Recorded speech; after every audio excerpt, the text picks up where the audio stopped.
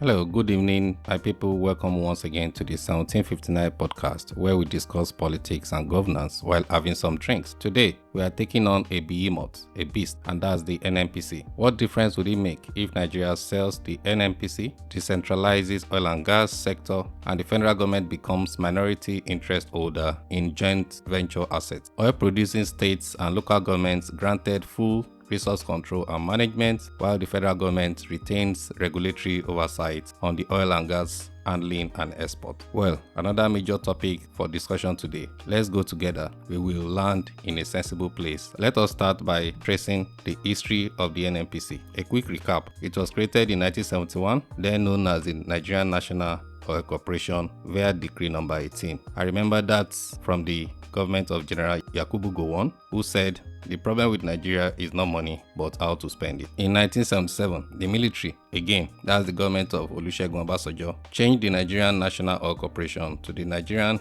National Petroleum Corporation and merged the old Nigerian National Oil Company with the Ministry of Petroleum Resources. In 1985, the Department of Petroleum Resources was taken out of NNPC to stand alone, and that, I think, became one of the major regulatory organizations in the oil and gas sector up until 2021. No major reform happened again until 2021, and that was 22 years after we came back to democracy when President Buhari signed the Petroleum Industry Act, which supposedly commercialized or commercializes NNPC, because that process is still ongoing. But really, that's the first time in a democracy that the federal government was reforming or attempting to reform the oil and gas sector by bringing into effect that law. But has there been a major positive change in that sector since then? I'm sure we all know that we continue to look for investments in that sector without result. There are no drilling projects in the upstream sector. Investment in pipeline transportation and other infrastructure is still not there. The infrastructure that we currently have in oil and gas sector have been there for over 30 years. There are some oil wells that have been drilled 50 years ago and currently underperforming because of their age. No investment is coming into that sector. So we may want to look again at the Petroleum Industry Act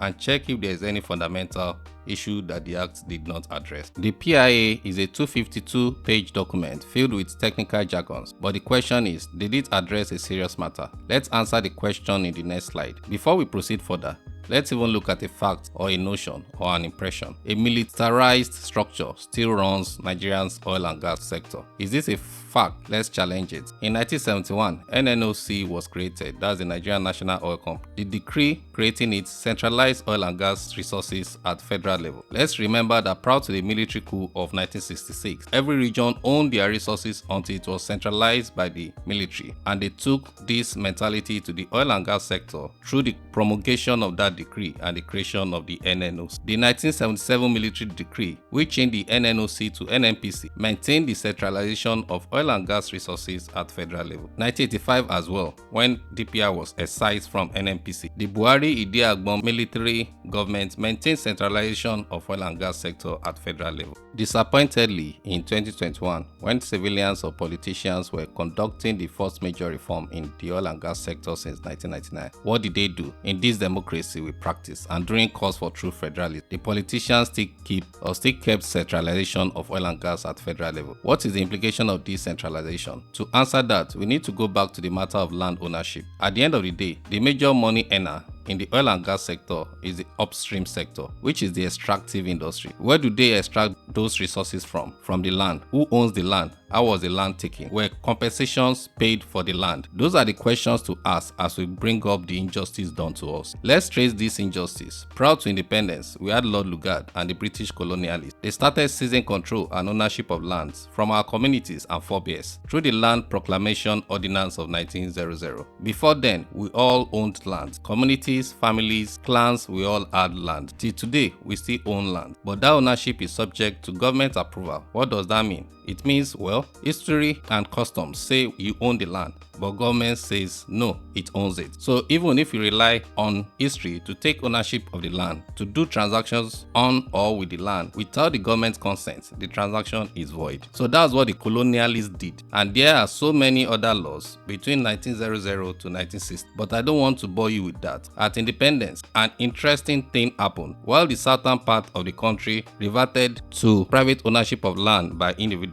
families, and communities, without government meddlesomeness. In the north, the states, and I mean the government, kept ownership and control of land in that region. However, that changed once again when the military committed treason successfully and took over the running of the country. And in their nature of central command and control, they took control of land across Nigeria. In 1978, they decided to sustain and go back to the legacy of the colonialists. What did they do? Section 1 of the Land Use Decree 1978 vests all land comprised in the territory of each state in the Federation of Nigeria in the governor of that state, and such land shall be held in trust and administered for the use and common benefit of all Nigerians in accordance with the provisions of the Act. Don't forget that the military men ruled as governors. But what does this oppressive and covetous clause mean? It means that your family land, secured through wars, deaths, blood, sweat, negotiations and sacrifices of our forefathers, now belong to the government, represented by whoever is sitting there as the governor. Just a law took over millions of hectares of family land across Nigeria and placed it on the laps of less than 50 men and women to play with. So, any transaction on your land is not valid until you get a governor's consent. I cannot sell a land to my neighbor without having a governor's consent. That is the implication of what we have done. Interestingly, we came back to democracy in 1999. But from 1999 to date, Nigeria's land ownership in a democracy is still governed by a military decree. I remember late President Yar'Adua tried to bring up that conversation to repeal this Land Use Act of 1978. But till today, nothing has happened. Land as we know it does not belong to the people who are the original owners of the land. So, that's where the injustice is coming from. But let's break it down further, because in the land there is water, there is crude, there are solid minerals, there is gas. So, if they took the land, let's also look at what happened to what is on the land, or in the land as it were. That's the picture of the land. As I said just a few minutes ago, the Land Use Decree 1978 seized control of the people's land and then assigned ownership to the governor of a state. What did they do again? The Petroleum Industry Act and the preceding laws. We talked about the Military Decree number 13 and number 18, which took and assigned ownership to the federal government any mineral resource or gas of value found on this land. You can imagine if you're a farmer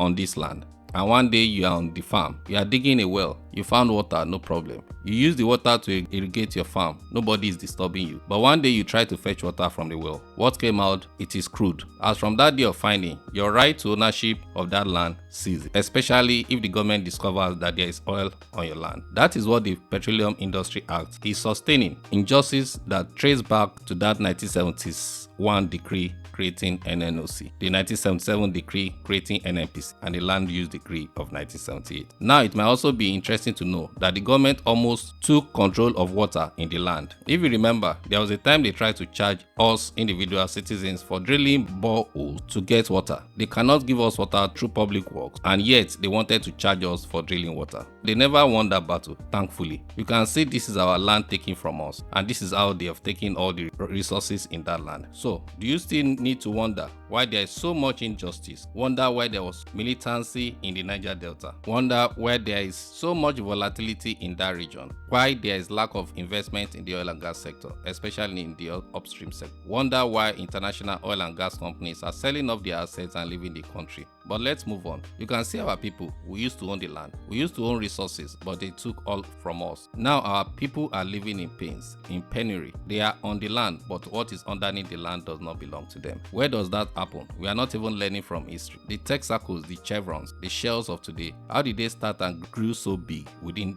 decades? Let's go back to how they made their money, how they became what they became back those days in America. In the period of exploration, finding crude oil, all you needed to do was to buy land from the community, buy it from an individual, gamble on it, drill it. If you find crude, it is yours. If you watch the movie Killer of the Flower Moon featuring DiCaprio and De Niro, you will see the true life story of the Indian Americans who became so rich because they found oil on their land and they were title owners of the land. All they had to do was to lease the land or sell to whoever wants to explore and produce oil. There was no need to go to Washington to get license. If you're in Texas, you found your oil on your land, it is yours. You buy land from people, you explore, you find oil there, it is yours. But decades and years later, Nigeria's military leaders and their accomplices in civilian cloaks, in collusion with these same international oil and gas companies, decided to go the unjust way of stealing our lands and centralizing control of our resources. Again, you then wonder why there was Niger Delta militancy. Nowadays, though, there is peace in the Niger Delta because the people have moved from that violent approach. They answered this question themselves. Why are we bombing the pipelines, the oil assets? This oil is on our land. We will take whatever belongs to us. Whatever is on this land is ours. We are not stealing, we are taking what is ours. So you can see, that's why I put the theft in quotation marks, because it is debatable. The then military people that took control of our lands, on whose authority were they acting? Who were they representing? Like I said in previous episodes, all the actions taken by the military government in those years are illegal because they are usurpers of power.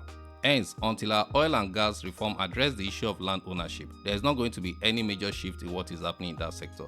If I own a land, I have a right to whatever is on that land. I have a right to sell that land or lease that land and collect land use charges or whatever name I'm going to give that charge. I have that right until we restore those rights to our people. Then don't expect that there will be changes in that sector. And this applies to even the mining industry. That is why there is illegal mining. Let's reason together. I am on a farm and then I just fortunately eat gold, lithium, silver. But the moment I raise it up and show it to the government, they take control of my land or ask me to get a license from them, which I cannot pay for. Meanwhile, as a land title owner, free of government busybody, I can easily transact and get a mining company, do a deal, get a fair deal, and then, move on. Through this, we create capital, we create wealth at the rural areas. This injustice is why our people are poor, especially in the rural area. In those days of regional government, people were building houses in the villages, people were living well, people had many children, and they could feed them. Why? Because the resources were there, but the military took those resources and centralized them. And unfortunately, our politicians since 1999, maybe because they are also products and associates of those military governments, they decided to maintain that structure. What's the way forward?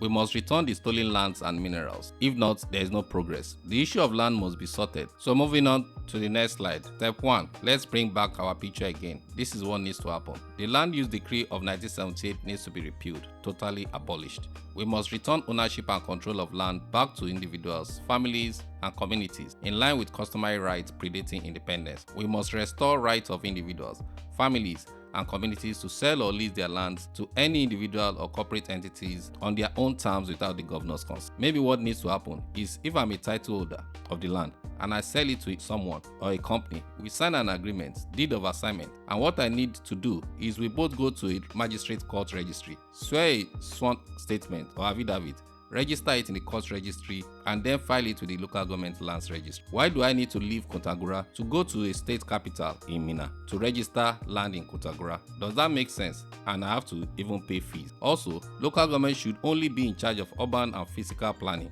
and monitor compliance with the plan in collaboration with the people. What is the business of the state government in urban planning, especially outside the state capital? Local government should take ownership of urban planning, and this is to ensure that individuals are not selling land recklessly. As we know, this is the way of the Omonile. You sell land and then you do not even give space for a pedestrian walkway between two plots. So at least to manage that, the people and the local governments need to at least agree on the layout so that as the people are selling their land, they follow that layout and the local government checks compliance. And for the state, they have tax to generate revenue, because if I sell my land to a manufacturing company that sees the land today and happy to proceed, we sign contracts, we go to the court to register it, and I file it with the local government. And when the manufacturing company is set up and doing business, then state government can tax their profit or collect whatever rates they want to collect. That's none of my business. Those are the ideas under step 1. On returning the stolen land, like I said, if we don't address the injustice that was done to our people, those resources that are on the stolen land can never address the structural